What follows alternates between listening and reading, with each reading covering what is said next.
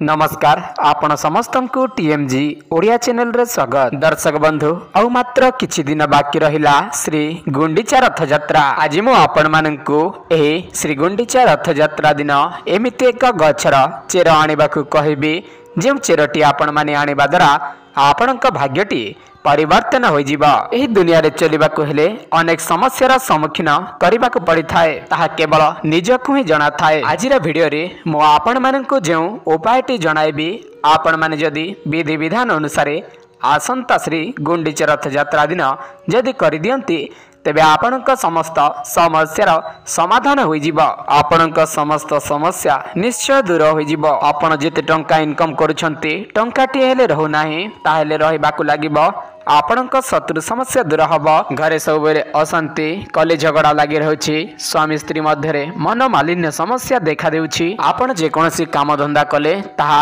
ठीक चालू नाही ताहेले आपण माने आजिर वीडियोटी को निश्चित शेष पर्यंत देखंतु एवं आपण मानकु जदि एही उपायटी भल लागे ताहेले आपण माने विधि विधान अनुसार निश्चय करंतु। तबे चलंतु वर्तमान आपण मानकु सही प्रयोग विधिटी जणाइ दउछि किंतु तारि पूर्वरु आपण माने वीडियोटी को समस्त गोटे गोटे लाइक करंतु एवं चैनल को सब्सक्राइब करी बेल नोटिफिकेशन टी को ऑल रे प्रेस करी रखंतु। वीडियोटी आरंभ करिबा पूर्वरु आपण मानक पई गोटे सूचना आसंता रथ यात्रा दिन आमे तयारी करिबा को जाउछु ताबीज। तेबे ताबीज आपण आम ठारू केमिति पाई परिबे जानंतु किंतु ताहारी पूर्वरु एही ताबीज रो कोन सब काम वर्तमान ध्यान देकी सुनंतु। सर्वमोहिनी सर्व कार्य सिद्धि भूत प्रेत समस्या कोर्ट कचेरी समस्या विवाह समस्या स्वामी वशीकरण स्त्री वशीकरण प्रेम समस्या शत्रु वशीकरण एवं व्यापार वृद्धि निमंते एही ताबीजटी काम करिबो। एही ताबीजटी ऑर्डर करिबा पई आपण माने रथ यात्रा पूर्वरु ही आम सहित जोगाजोग करी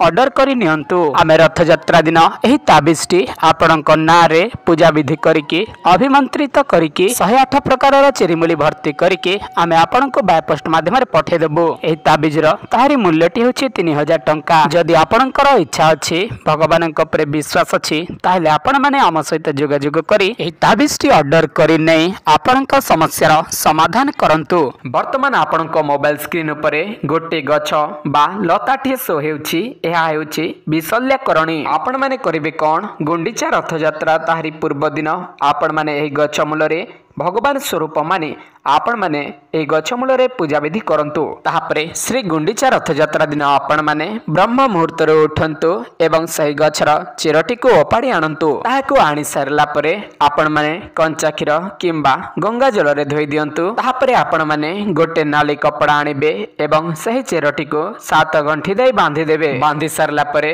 झुणा देबे एवं आपण टंका पैसा रखुतिबा स्थान रे ताहाको रखि देबे किंबा आपणक पूजा घरे रखि देबे। एही परि करिबा द्वारा आपणक घरे जहाँ भी अशांति कली झगड़ा शत्रु समस्या ता सहित हाथ रे टंकाटे रह नथिले रहबाकु लागिबो। आपणक जीवन रे जहाँ भी समस्या लागि रहिछि ताहा अल्प मात्र केइटा दिन रे दूर होई जिवो।